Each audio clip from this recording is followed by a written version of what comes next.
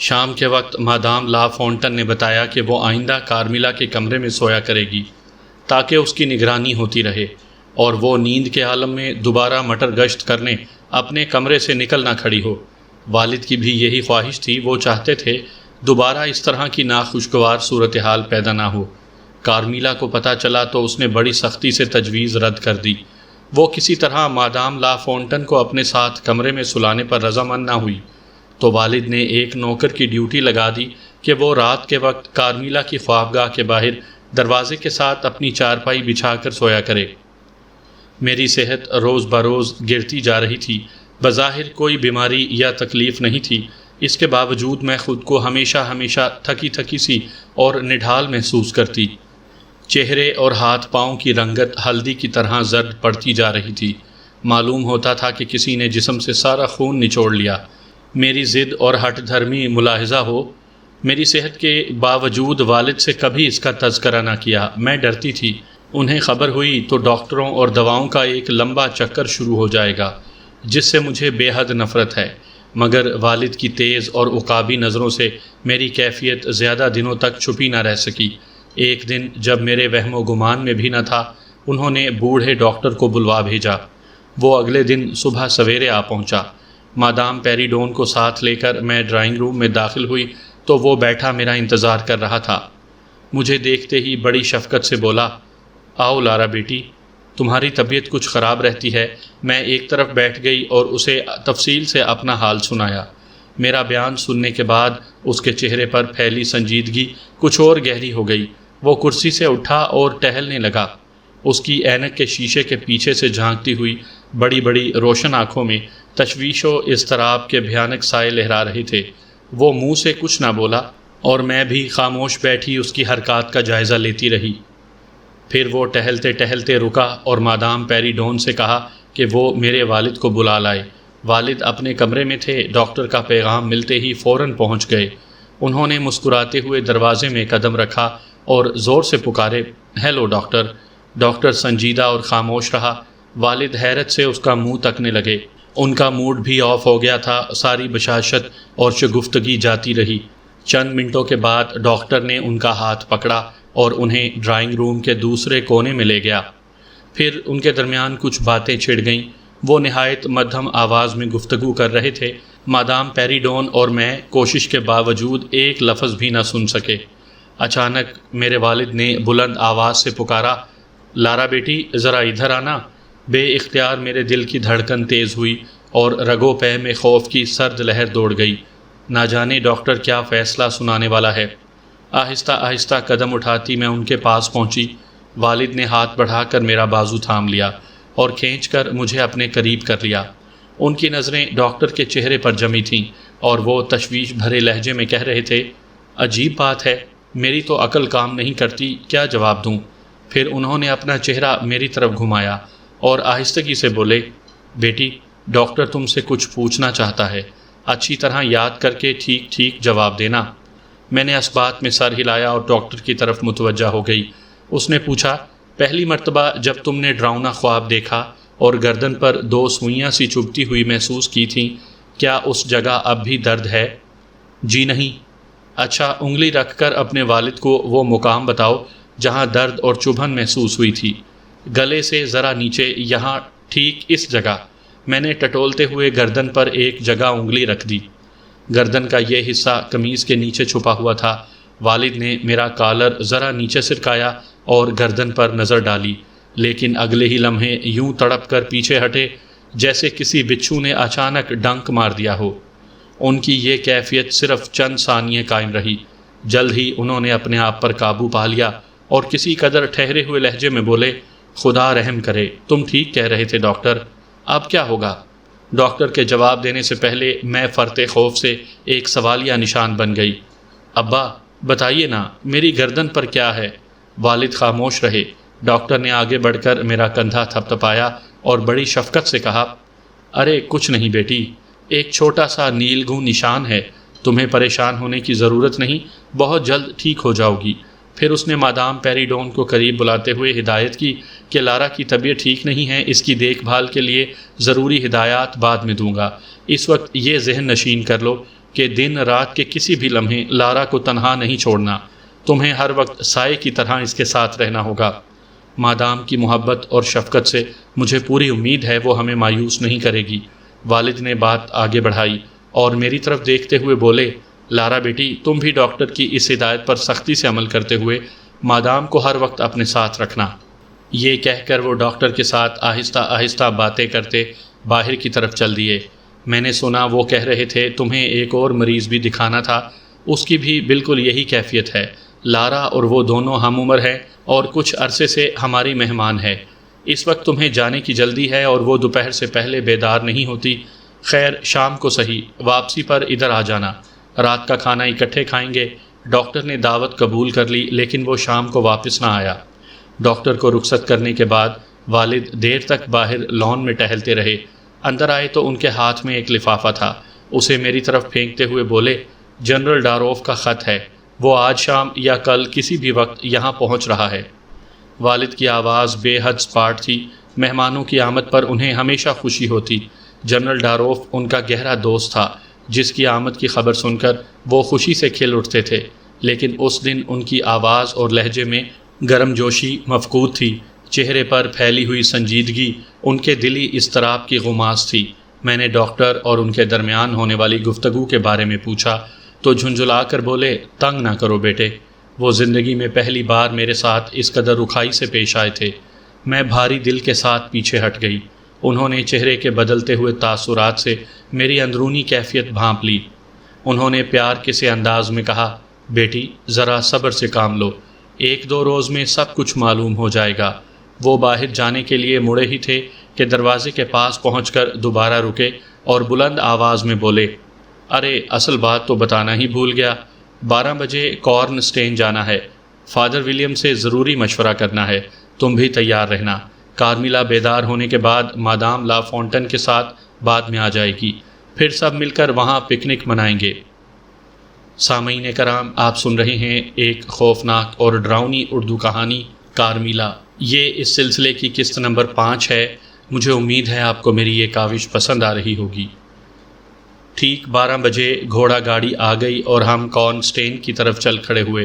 راستے میں ایک موڑ پر اچانک جنرل ڈاروف سے مٹ بھیڑ ہو گئی، جو گھوڑے پر سوار ایک خادم کے ہمراہ قلعے کی طرف ہی آ رہا تھا۔ والد نے اسے دیکھ کر بگی رکوا لی اور نیچے اتر کر اس سے بغل گیر ہوئے۔ رسمی علیک سلیک اور مزاج پرسی کے بعد والد نے کہا، تم قلعے میں چل کر آرام کرو، میں ذرا کارن اسٹین سے ہو کر آتا ہوں۔ کارن اسٹین کے ذکر پر جنرل کی آنکھیں چمک اٹھیں اور اس نے خاص انداز میں کہا، میں بھی تمہارے ساتھ ہی چلتا ہوں۔ جنرل گھوڑے سے اتر کر بگی میں آ بیٹھا اور ہم دوبارہ آگے کی طرف روانہ ہوئے۔ جنرل کے چہرے پر کھنڈی ہوئی زردی اور گہری شکنوں سے اس کی ذہنی کشمکش نمایاں تھی۔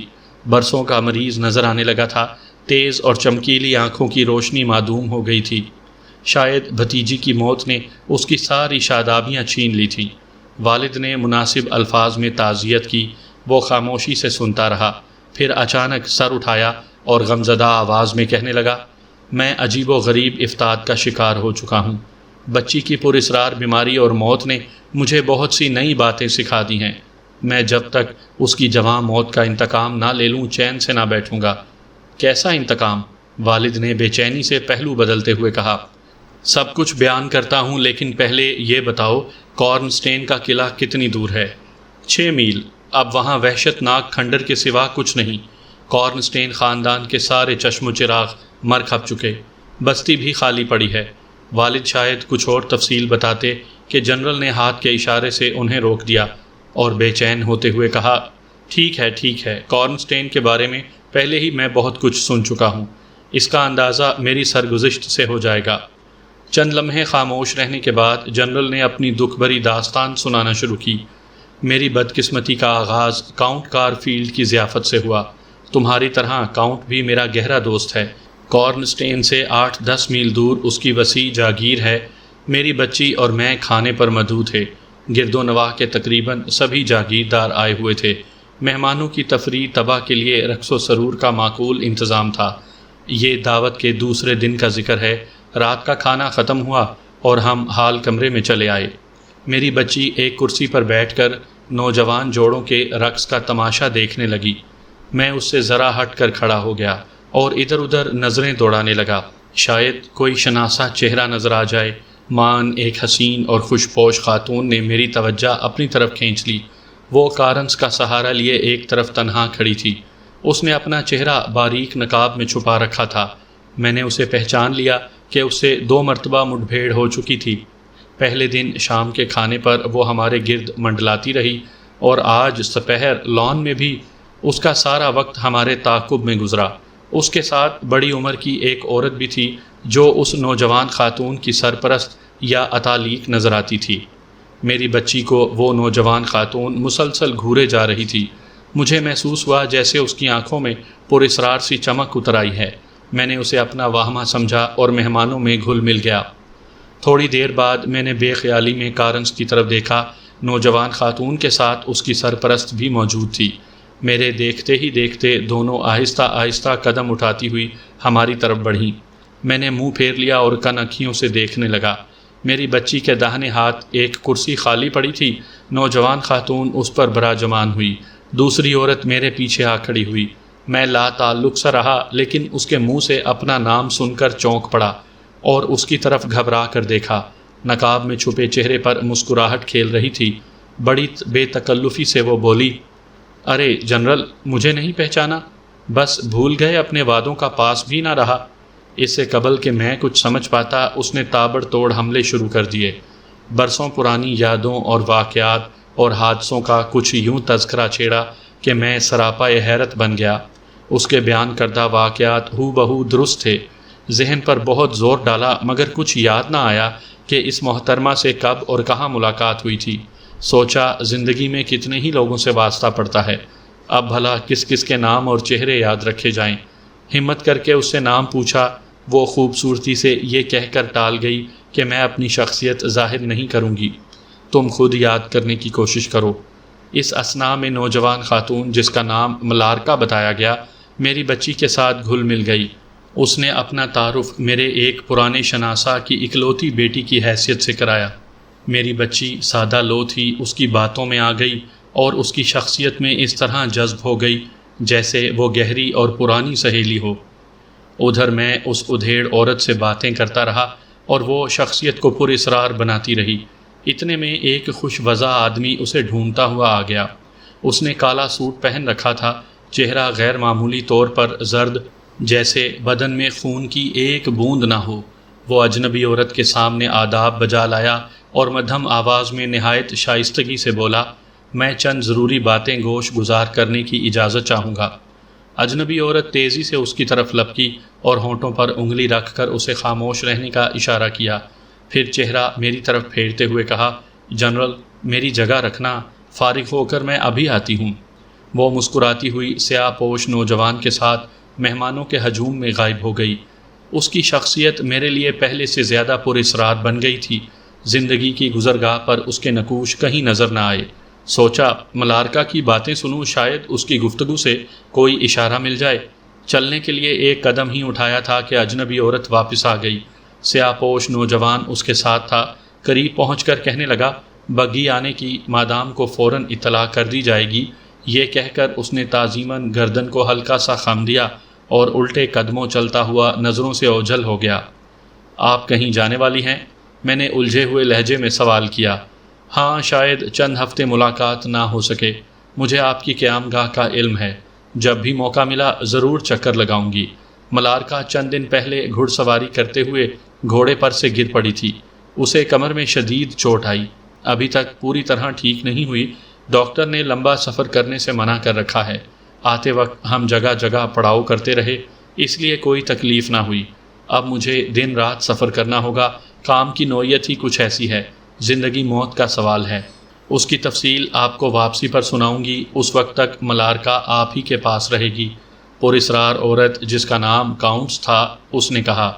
اجنبی اور پر اسرار کاؤنٹس کے لہجے میں التجا سے زیادہ حکم کی جھلک تھی۔ میں شش و پنج میں پڑ گیا۔ عین اسی لمحے میری بچی اپنی جگہ سے اٹھ کر میرے پاس آئی اور میرا ہاتھ تھام کر بڑی لجاجت سے بولی، ملارکا کی امی کہہ رہی ہیں تو میری سہیلی کو رکھ لیجئے نا، ہم دونوں اکٹھے رہیں گے۔ کوئی اور وقت ہوتا تو میں اسے صبر سے کام لینے کا مشورہ دیتا، مگر کاؤنٹس اور بچی نے مجھے کچھ سوچنے کا موقع نہ دیا۔ ان کے پہم اصرار سے میری قوت مدافعت ٹوٹ گئی۔ میری رضامندی حاصل کرتے ہی کاؤنٹس نے ملارکا کو اپنے قریب بلایا اور اسے سمجھاتے ہوئے کہنے لگی، میری بچی، مجھے اچانک نہایت ضروری کام سے فوراً جانا پڑ گیا ہے۔ تمہاری صحت طویل سفر کی اجازت نہیں دیتی۔ میری واپسی تک تم جنرل کے ہاں رہو گی۔ وہ میرے بہترین دوستوں میں سے ہیں، ان کے ہاں تمہیں کوئی تکلیف نہیں ہوگی۔ ذرا دیر بعد سیاہ پوش خادم نے بگی کے آنے کی اطلاع دی اور کاؤنٹس ہم سے رخصت ہو کر اس کے ساتھ باہر کی طرف چل دی۔ چلتے چلتے اس نے ملارکا کو بھینچ کر پیار کیا اور اس کے کان میں کچھ کہا، پھر میری طرف مڑی اور تقریباً سرگوشی کے سے انداز میں بولی، جنرل، ایک آخری درخواست ہے، میری غیر حاضری میں میرے حالات کی ٹو لینے کی کوشش نہ کیجیے۔ بعض ناگزیر وجوہ سے میری شخصیت کا بھی پردہ راز میں رہنا ضروری ہے۔ کئی لوگ ہمارے در پہ آزار ہیں۔ میں نے ملارکا کو اچھی طرح سمجھا دیا ہے، وہ بھی کسی سے میرے بارے میں کوئی گفتگو نہ کرے گی۔ ملارکا کی خواہش پر ہم کاؤنٹس کو الوداع کہنے بالکنی میں جا کھڑے ہوئے۔ نیچے پرانی وضع کی ایک خوبصورت بگی کھڑی تھی اور اس کے پاس 3 چاقو چوبند نوکر اور محافظ۔ کاؤنٹس کے بیٹھتے ہی بگی چل دی۔ اس نے ایک مرتبہ بھی سر اٹھا کر ہماری طرف نہیں دیکھا، شاید اسے بالکنی میں ہماری موجودگی کا احساس نہ ہو سکا۔ بگی نظروں سے اوجھل ہو گئی اور ہم واپس ہال میں آ گئے، جہاں رقص کا نیا دور شروع ہونے والا تھا۔ لڑکیاں کرسیوں پر بیٹھ گئیں اور میں گھوم پھر کر مہمانوں سے گپ شپ کرنے لگا۔ طلوع آفتاب تک ناچ کی محفل جمی رہی۔ اس کے اختتام پر واپس ہال میں آیا، دیکھا ملارکا غائب ہے اور میری بچی تنہا بیٹھی اونگ رہی ہے۔ میں نے کندھا پکڑ کر ہلایا تو ہڑبڑا کر اٹھ بیٹھی اور پھر برابر والی کرسی خالی دیکھ کر پوچھا، ملارکا کہاں ہے؟ کیا؟ میرے منہ سے بے اختیار نکلا، تمہیں نہیں معلوم؟ جی نہیں، میری بچی نے نیند سے بوجھل آنکھیں ملتے ہوئے جواب دیا۔ آپ کے جانے کے بعد وہ ڈانس کرنے اٹھ کھڑی ہوئی تھی، اس کے بعد کہیں نظر نہیں آئی۔ میرا خیال تھا کہ آپ کے ساتھ ہوگی، اس لیے میں اطمینان سے بیٹھی اونگتی رہی۔ مجھے پہلی مرتبہ شدت کے ساتھ اپنی بے وقوفی کا احساس ہوا اور اپنے آپ پر رہ رہ کر غصہ آنے لگا۔ پھر ذمہ داری کا احساس غالب آ گیا اور میں نے اپنے طور پر اسے تلاش کرنا شروع کر دیا۔ سارا لان اور نچلی منزل کے کمرے چھان مارے مگر بے سود۔ اس بھاگ دوڑ اور افراتفری میں 11 بج گئے۔ تھک ہار کر اپنے کمرے میں آرام کرسی پر گر پڑا اور سر پکڑ کر سوچنے لگا کہ اب کیا ہوگا۔ اسی سوچ بچار میں غرق تھا، اچانک دروازے پر دستک ہوئی اور ایک نوکر اندر داخل ہوا۔ اس نے اطلاع دی ایک نوجوان خاتون جو بے حد پریشان معلوم ہوتی ہے، جنرل ڈاروف اور اس کی بھتیجی کے متعلق پوچھتی پھر رہی ہے۔ میں نے نوکر کو اسے فوراً بلا لانے کی ہدایت کی۔ ملارکا نے اپنے غائب ہونے کی سادہ سی کہانی سناتے ہوئے بتایا، ناچنے کے بعد میں بری طرح تھک گئی، چنانچہ ہال سے نکل کر میں بالائی منزل کے ایک خالی خوابگاہ میں چلی آئی اور وہاں دن چڑھے تک بے سود سوتی رہی۔ نوکر کسی کام سے اندر نہ آتا تو شاید میں اور زیادہ دیر تک سوتی رہتی۔ ملارکا کو ساتھ لیے ہم اسی دن واپس اپنے گھر آ گئے۔ چند روز بعد عجیب و غریب اور پراسرار واقعات کا سلسلہ شروع ہو گیا۔ سب سے پہلے ملارکا نے غنودگی اور تھکن کی شکایت کی۔ اس کا کہنا تھا کہ یہ حالیہ بیماری کا اثر ہے۔ دن چڑھے تک اپنے کمرے میں سوتی اور دوپہر سے پہلے کبھی باہر نہ آتی۔ چند دن بعد اس کی عادات کے بارے میں اور کچھ اور باتوں کا انکشاف ہوا۔